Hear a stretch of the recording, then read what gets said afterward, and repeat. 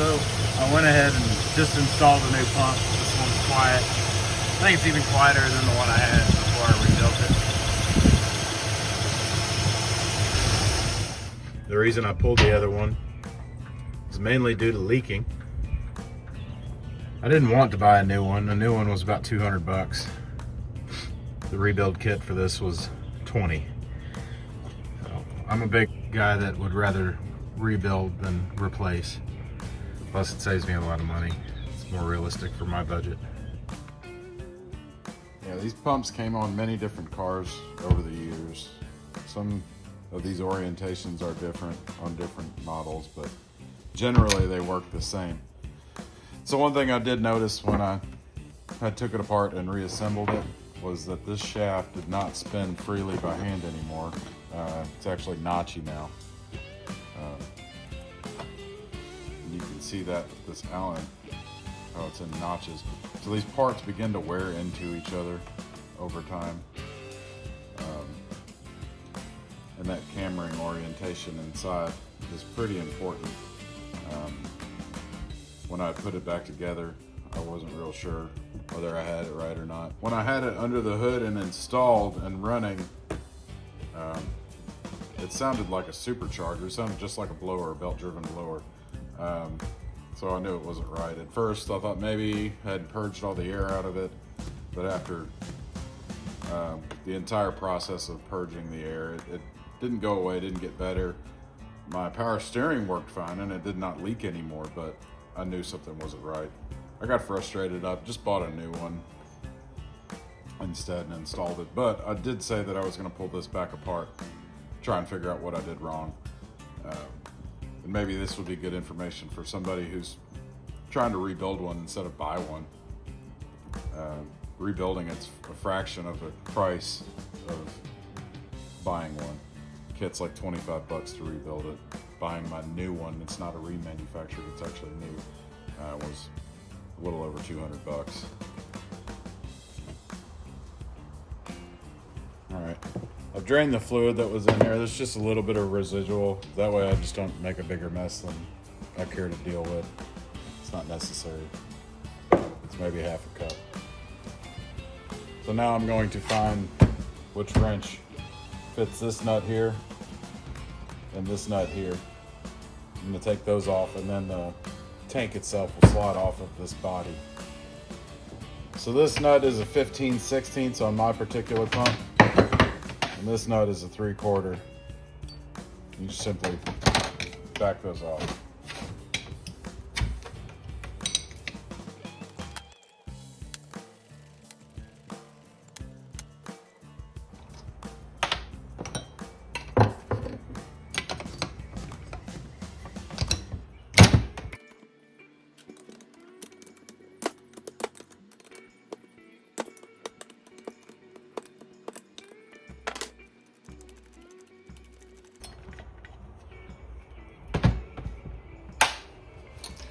The manufacturing tag. So this fitting is loose. It seems strange, but yeah, it's loose in there. This nut is what actually supports it, pulls it up against the tank. And you kind of just have to work this off. It's kind of a press fit with an O-ring.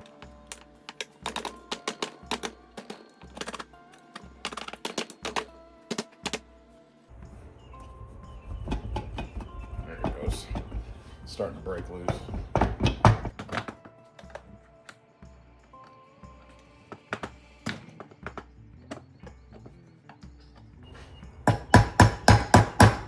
You don't want to bang on this too hard because it's just a sheet metal case or tank.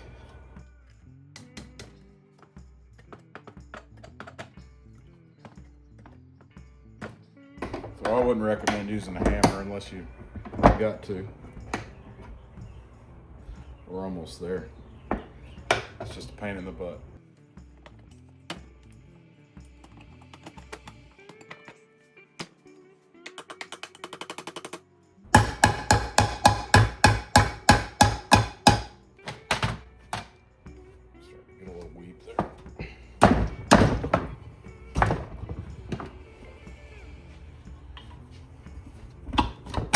There we go. Got her off.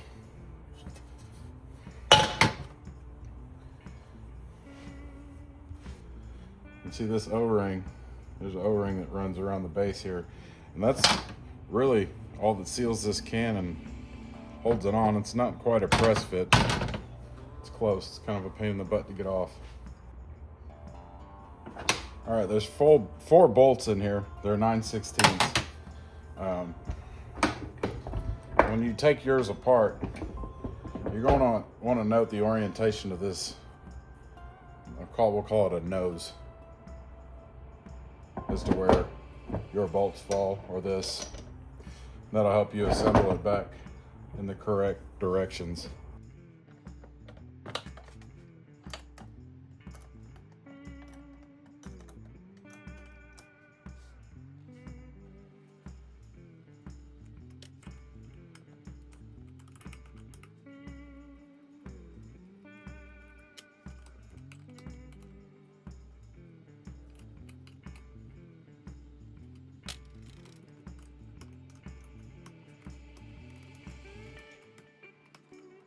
The brass washer on top of this tall one. All right. Now again, there's another O-ring inside this part. Again, it's kind of like a press fit.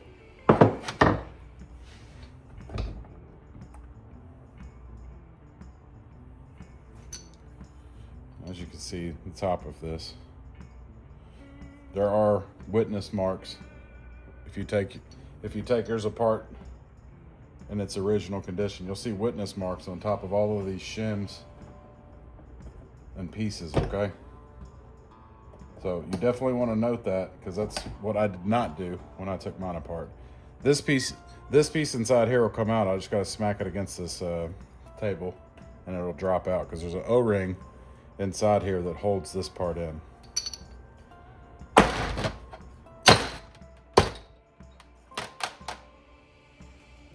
And that's a clean container then. Here's that top O-ring I was talking about. You want to protect those. Or I do. If you got a rebuild kit, I guess you don't need to. Once you get this can open, you'll see this piece sitting on here. There'll be a couple of these pieces are held in by this top part of this pump. And it's held in by an O-ring. So, and then on top of that, there are two springs, and they sit on top of the top of your pump. So there's nothing that holds them in place other than tension. So you have to be very careful when you place this stuff back together. Now, right here is my cam ring. And that's what I believe that I have orientated backwards. But they all sandwich together. There are witness marks that you can see the original orientation. See here?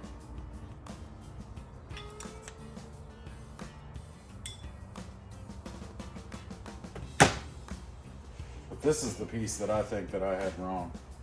And there's an arrow on mine. I don't know if there's an arrow on all of them, but I face mine towards the pulley, and I think that's what I did wrong. I'll show you the arrow.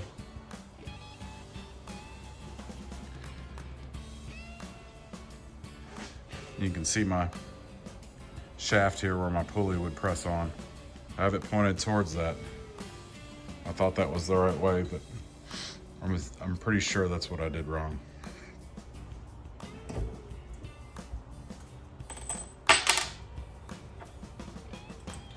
These two pins, only one of these will pull out. The other one's pressed in. Inside here, you can see how there's a cam. This spins in here, draws fluid in, and then pushes it out the other side. So, where I had this arrow pointed down in this orientation, I'm now going to flip it.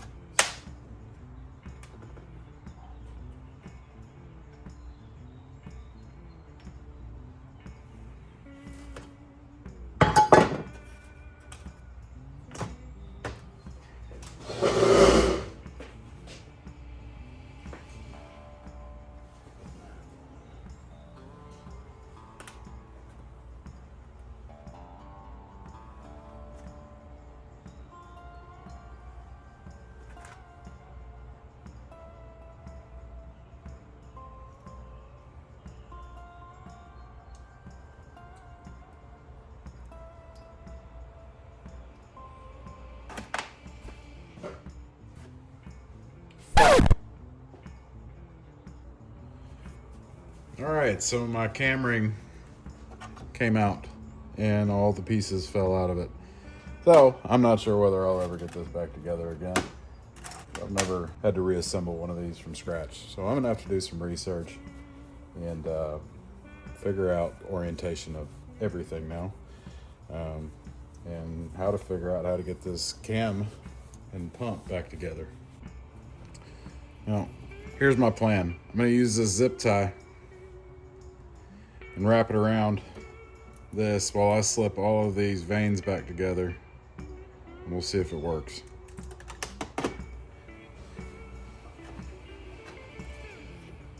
Each vane is pressed outwardly by a spring, and there's nothing in particular holding them in other than the cam itself.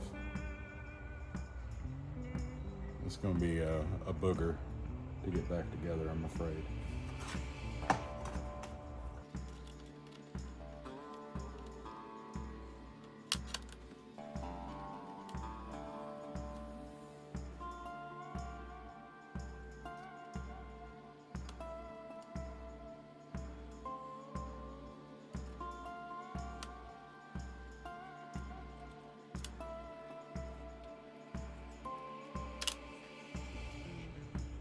All right, so my cam ring exploded, all the vanes came out. Talk about a pain in the butt trying to get all these springs. Each of these has a spring under it, and you have to slide these vanes back in on top of them. I've been doing this for about an hour. I tried using a zip tie to wrap around the center part first. That did not work. The best thing you can do is slip this metal piece back in, push it halfway out, drop the spring in, and press the vane in on top of the spring. I got it like second try. It's not fun. I was ready to throw this in the trash. All right, back to where it was.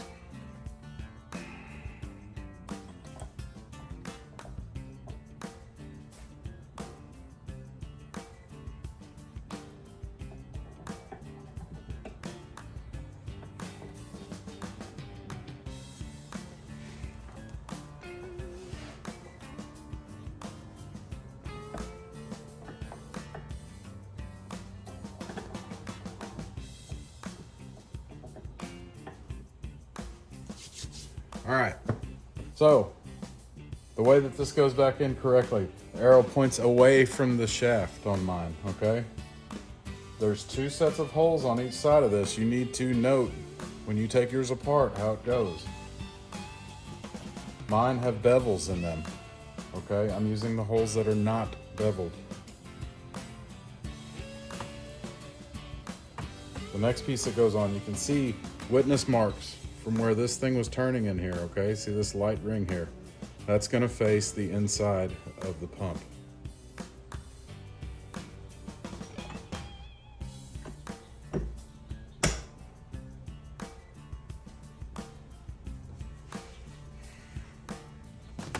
Next is this plate. Again, there are witness marks, okay? It's hard to see. There's a dark area here, dark area here, and it's light in the center. Okay.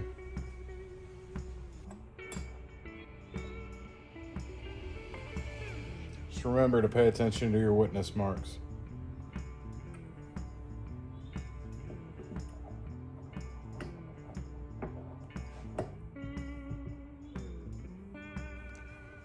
All right. Now you have these 2 springs. These just sit in little cupped spaces on top of this pump. Okay. And then this sits on top of that and keeps them in place, keeps them from turning. On my pump, I have this piece that slides into this hole here. And see how it's got basically a stopper in it. You want to turn it so it rests inside there and won't move. On this pump there is a weep hole right here. That's how you're gonna know what orientation to place this piece in, because there's a hole in it right here that lines up with that weep hole. Don't forget your O-ring here. All right. It'll sit in here a little wonky until you get your bolts in and start tightening things down.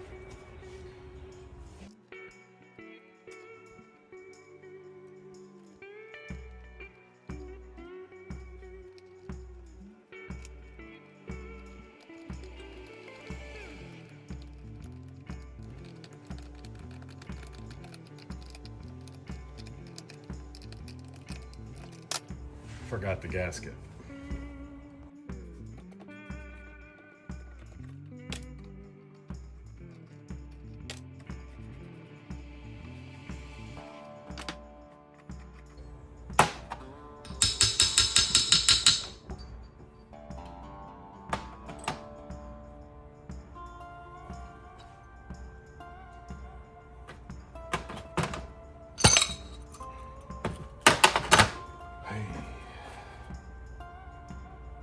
I love working on stuff.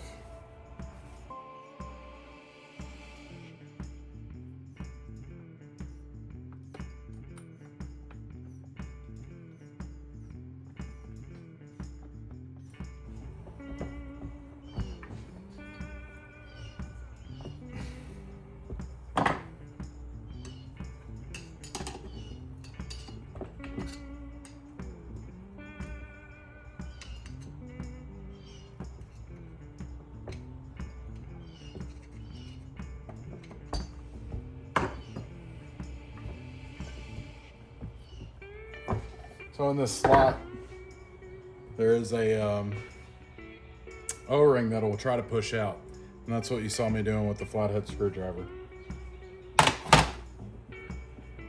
Working that O-ring back into its place. Gasket.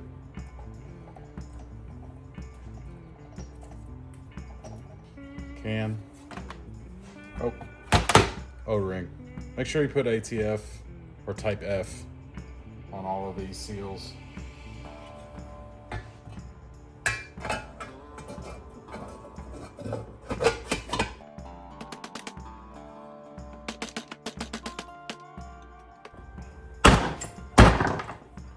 Go. Let it drop down into place. You don't want to hit the can with a hammer. It won't take it.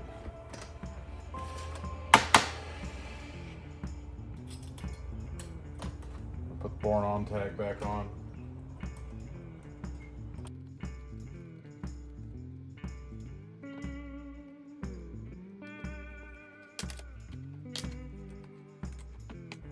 You just want to snug these, you don't want to over tighten them.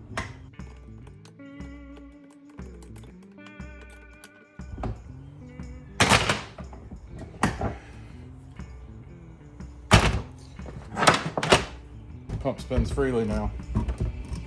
It's not notchy.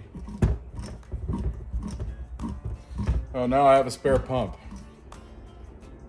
Well, hopefully this video is helpful to somebody who's pulling apart a pump, intimidated by the idea of doing it. At the very least, you can save a lot of money by rebuilding versus replacing. I think the art of fixing things has been replaced by component replacement completely. You get a better understanding if you take it apart of how your system works, of why it's doing what it's doing. It could help you with future diagnoses of problems. In my video, you saw where my pump had flew apart. I was able to successfully get my cam gear back together and all those vanes and springs. It took me an hour to get it. And I tried a couple different things before I found something that worked. Just don't give up. Sometimes it can be frustrating, but that's half the fun of it. I do have some future projects coming down the road. Carb swap, intake swap. I got a big exhaust project that's gonna go on. I'm gonna go over to the guy's house that's gonna do it for me. But I'm gonna try to document the process because I got some pretty cool ideas for what I wanna do. it should turn out pretty awesome, and I think it'll sound awesome. If you guys can like and subscribe, that would be great.